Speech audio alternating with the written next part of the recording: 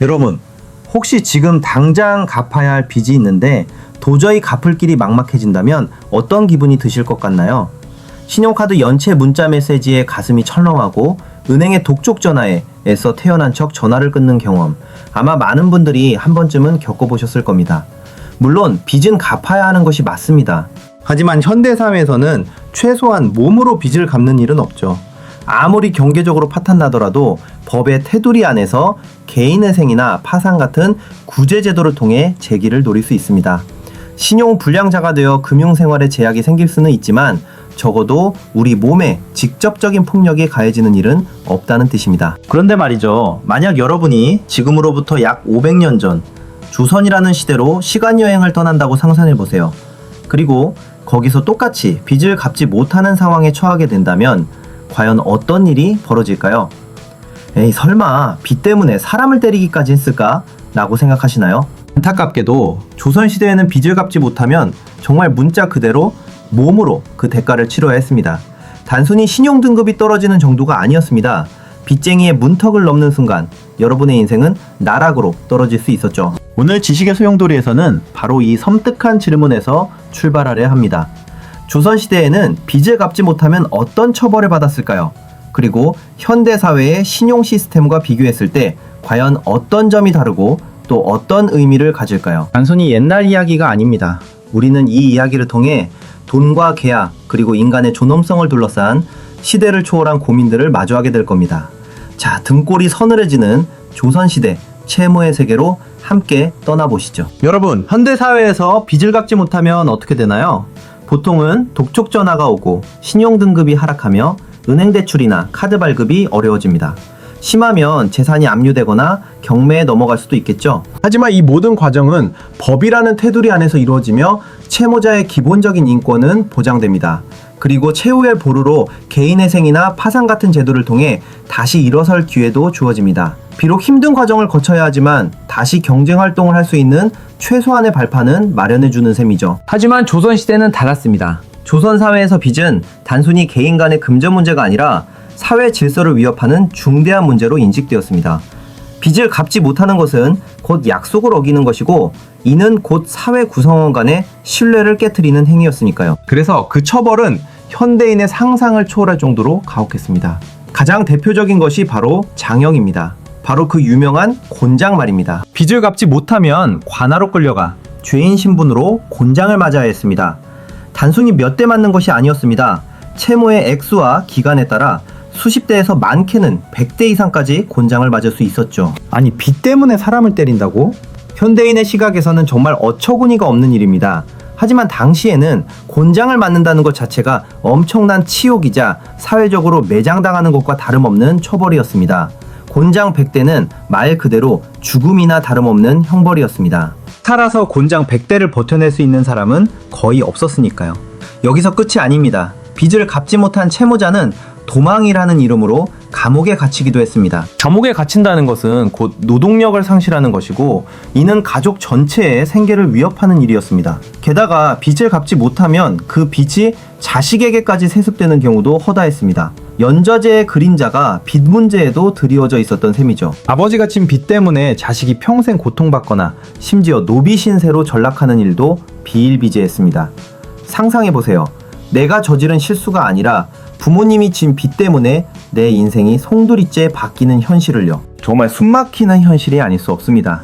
가장 극단적인 경우에는 노비가 되었습니다. 채무자가 빚을 갚을 능력이 없으면 채권자는 채무자를 노비로 삼아 그 노동력으로 빚을 대신하게 했습니다. 심지어 채무자의 가족까지 노비가 되는 경우도 있었습니다. 조선시대의 노비는 사람으로 취급받지 못하는 최하층 계급이었으니 이는 곧 인간으로서의 모든 존엄성을 박탈당하는 것을 의미했습니다. 빚 때문에 자유를 잃고 대대손손 노비로 살아가야 하는 운명이라니. 현대의 신용불량자 제도는 아무것도 아니라는 생각이 들 정도입니다. 그렇다면 왜 조선은 이렇게 가혹한 처벌 방식을 택했을까요? 가장 큰 이유는 당시 사회의 경제적 구조와 가치관에 있습니다. 조선은 농업사회였고 토지와 노동력이 가장 중요한 생산 수단이었습니다. 돈의 유통보다는 물물 교환이나 현물 거래가 더 일반적이었죠. 이런 사회에서 빚을 갚지 않는다는 것은 곧 공동체의 질서를 파괴하고 약속의 가치를 무너뜨리는 행위로 간주되었습니다. 국가 차원에서도 채무관계를 명확히 하고 질서를 유지하는 것이 중요했기 때문에 개인의 파산으로 인한 사회적 혼란을 막기 위해 강력한 처벌을 내렸던 것입니다. 또한 개인의 재기를 돕기 위한 사회 안전망이나 금융 시스템이 미비했기 때문에 빚을 갚지 못하는 상황은 곧 사회에서 도태되는 것을 의미했습니다. 여러분, 이쯤 되면 현대 사회에 살고 있는 우리가 얼마나 다행인지 느끼실 겁니다. 비록 무섭지만 적어도 목숨이나 자유를 담보로 하진 않으니까요. 하지만 여기서 질문 하나 던져볼까요? 과연 조선시대의 이러한 가혹한 처벌이 채무 이행에 효과적이었을까요? 아니면 또 다른 비극을 낳았을까요? 다음 챕터에서 이 질문에 대한 답을 찾아보겠습니다. 자, 빚을 갚지 못했을 때의 처벌이 얼마나 무시무시했는지 알아보았습니다. 그렇다면 빚을 지거나 재산을 사고 팔 때의 계약은 어땠을까요? 현대 사회에서는 부동산을 사고 팔거나 돈을 빌려줄 때 반드시 계약서를 작성합니다. 계약서는 법적인 구속력을 가지며 분쟁 발생 시 중요한 증거 자료가 됩니다. 공증을 받거나 등기제도를 통해 권리관계를 명확히 하죠. 만약 계약서가 없거나 허위로 작성한다면 이른바 다운 계약서나 직거래 사기 같은 위험에 노출될 수 있습니다. 놀랍게도 조선시대에도 현대의 계약서 못지않게 중요한 문서가 있었습니다. 바로 문기라고 불리는 문서입니다.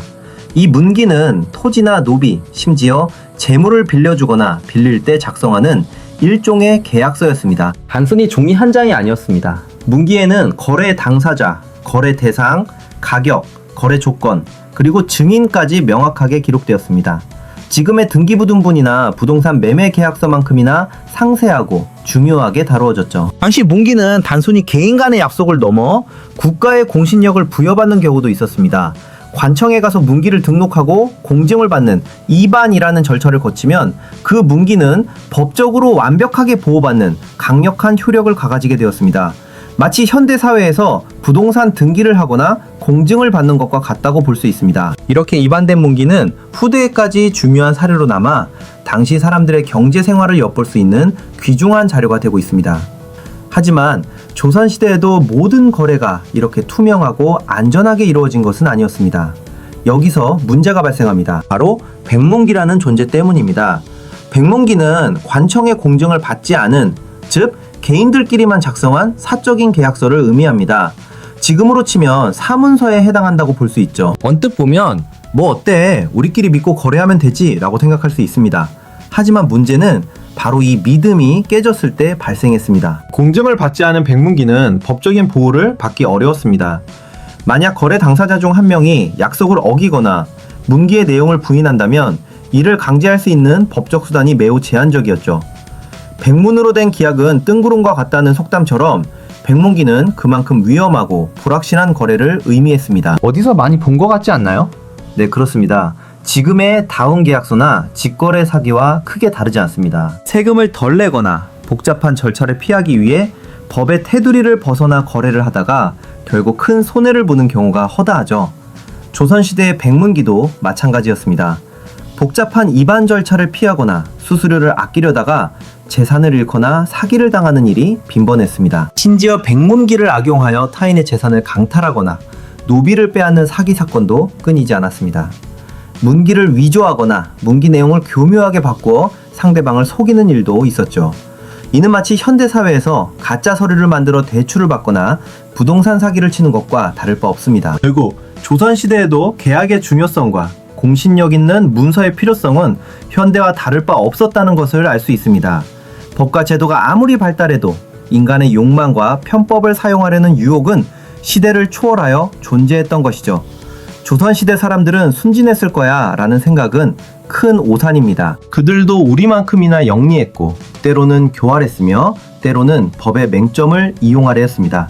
결국 중요한 것은 신뢰와 약속을 지키려는 개인의 의지, 그리고 그를 뒷받침하는 사회 시스템의 견고함이라는 것을 다시 한번 깨닫게 됩니다. 우리는 지금까지 조선시대와 현대사회의 빚과 계약에 대한 태도, 그리고 그에 따른 처벌 방식의 극명한 차이를 살펴보았습니다.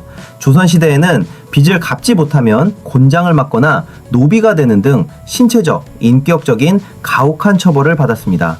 반면 현대사회에서는 신용불량자가 되어 금융활동에 제약이 생길 뿐 개인회생이나 파산제도를 통해 재기의 기회를 얻을 수 있습니다. 계약 방식에 있어서도 조선시대의 문기와 현대의 계약서는 그 형태는 다르지만 공신력 있는 문서의 중요성과 백문기와 같은 편법의 위험성은 시대를 초월하여 존재했습니다.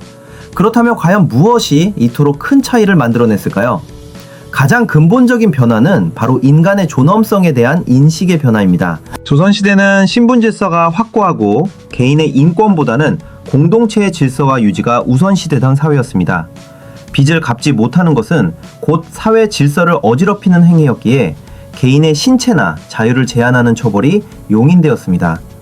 하지만 근대 이후 인간의 존엄성과 자유 그리고 평등의 가치가 중요하게 여겨지면서 빚을 갚지 못했다고 해서 사람의 몸을 때리거나 노비로 삼는 행위는 야만적인 것으로 간주되기 시작했습니다. 또한 경제 시스템의 발전도 큰 영향을 미쳤습니다.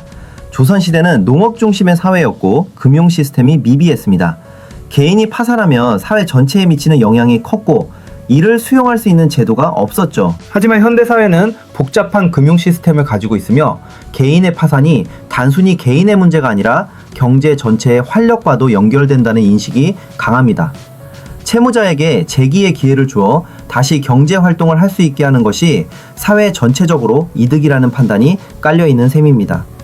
하지만 이 모든 변화 속에서도 변하지 않는 본질적인 질문이 있습니다. 바로 빚과 정의에 대한 문제입니다. 빚은 약속이며 약속은 지켜져야 합니다. 이는 시대를 초월한 보편적인 가치입니다. 조선시대에는 곤장과 노비화라는 극단적인 방식으로 약속 이행을 강제했고 현대에는 신용 시스템과 법적 절차를 통해 약속 이행을 독려합니다. 방식은 달라졌지만 약속을 지키는 것이 사회를 유지하는 중요한 토대라는 인식은 여전히 유효합니다.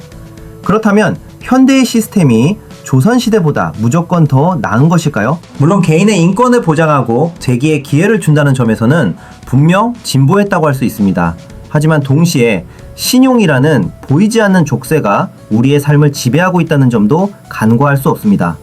신용 불량자가 되면 사회생활에 큰 제약을 받게 되고 이는 조선시대 노비만큼은 아니지만 또 다른 형태의 경제적 자유박탈로 이어질 수 있습니다. 또한 조선시대의 문기거래에서 보았던 백문기의 위험성은 현대사회에도 여전히 존재합니다. 복잡한 법률과 제도를 피하려는 시도, 눈앞의 이익을 위해 편법을 동원하려는 유혹은 시대를 초월하여 인간의 본성 속에 자리 잡고 있습니다. 결국 아무리 시스템이 정교해져도 그 시스템을 운용하는 사람들의 양심과 윤리의식이 뒷받침되지 않는다면 언제든지 문제는 발생할 수 있다는 교훈을 얻게 됩니다. 오늘 우리는 조선시대의 빚과 계약 그리고 그 처벌 방식에 대한 이야기를 통해 과거와 현재를 오가며 흥미로운 비교를 해보았습니다. 빚을 갚지 못하면 곤장을 맞거나 노비가 되는 시대에서 신용 불량자가 되는 시대로 계약서를 제대로 쓰지 않으면 재산을 잃는 시대에서 여전히 직거래 사기가 판치는 시대로 결국 빚과 계약 그리고 그를 둘러싼 인간의 욕망과 사회의 질서라는 본질적인 고민은 시대를 초월해 이어져 왔다는 것을 알 수 있습니다. 여러분 오늘 지식의 소용돌이와 함께 조선시대의 빚과 계약 그리고 경제사범에 대한 처벌의 세계를 탐험하셨습니다. 빚을 갚지 못하면 곤장을 맞고 노비가 되던 피도 눈물도 없는 현실부터 공증 없는 백문기 거래의 위험성까지 현대인의 상상을 뛰어넘는 이야기들이 많았을 겁니다. 우리는 이 이야기를 통해 단순히 과거의 잔혹함을 비웃거나 현재의 편리함을 찬양하려는 것이 아닙니다. 오히려 과거의 시스템이 왜 그렇게 작동할 수밖에 없었는지 그리고 그 속에서 인간의 삶은 어떠했는지를 깊이 들여다봄으로써 오늘날 우리가 살고 있는 사회의 시스템을 더욱 명확하게 이해하고 비판적으로 바라보는 시야를 얻고자 했습니다. 빚은 인간 사회에서 피할 수 없는 현실입니다. 그리고 그 빚을 둘러싼 약속과 신뢰는 사회를 지탱하는 중요한 기둥입니다. 조선시대에는 그 기둥이 무너지면 개인의 몸과 자유를 희생시키는 방식으로 재건하려 했습니다. 현대사회는 개인의 인권을 최대한 존중하면서도 신용 시스템이라는 보이지 않는 그물망을 통해 약속 이행을 유도합니다. 하지만 이 모든 변화 속에서도 변하지 않는 사실은 결국 모든 경제활동의 근간에는 신뢰가 깔려 있다는 것입니다. 누군가에게 돈을 빌려주고 누군가에게 물건을 팔고 또 누군가와 계약을 맺는 모든 행위는 상대방이 약속을 지킬 것이라는 믿음 위에서 이루어집니다. 이 믿음이 깨질 때 사회는 혼란에 빠지고 개인은 고통받게 됩니다. 오늘날 우리는 조선시대보다 훨씬 복잡하고 정교한 금융 시스템과 법적 장치 속에서 살아가고 있습니다. 하지만 여전히 사기와 횡령, 그리고 채무 불이행으로 인한 고통은 끊이지 않고 있습니다. 이는 결국 어떤 시스템이든 그 시스템을 운영하는 사람의 윤리와 도덕성이 얼마나 중요한지를 역설하는 것이 아닐까요? 우리는 과거의 가혹한 처벌을 보며 안도할 수도 있지만 동시에 오늘날 우리가 누리는 자유와 권리가 얼마나 소중한 것인지 다시 한번 되새겨야 합니다. 그리고 그 권리에는 반드시 책임이 따른다는 사실을 잊지 말아야 합니다. 빚을 지면 갚아야 하고 약속을 하면 지켜야 하는 책임말입니다. 오늘 언박싱 경제학이 던진 질문들이 여러분의 삶과 사회를 바라보는 시야를 조금이나마 넓혀주었기를 바랍니다. 과거의 이야기를 통해 현재를 이해하고 더 나은 미래를 상상하는 것. 이것이 바로 우리가 역사를 공부하는 진정한 이유가 아닐까요? 오늘 영상이 흥미로우셨다면 구독과 좋아요, 알림 설정 부탁드립니다. 다음번에는 또 어떤 지식의 소용돌이 속으로 여러분을 초대할지 기대해주세요. 여러분의 댓글과 의견은 언제나 환영입니다. 다음 영상에서 다시 만나요.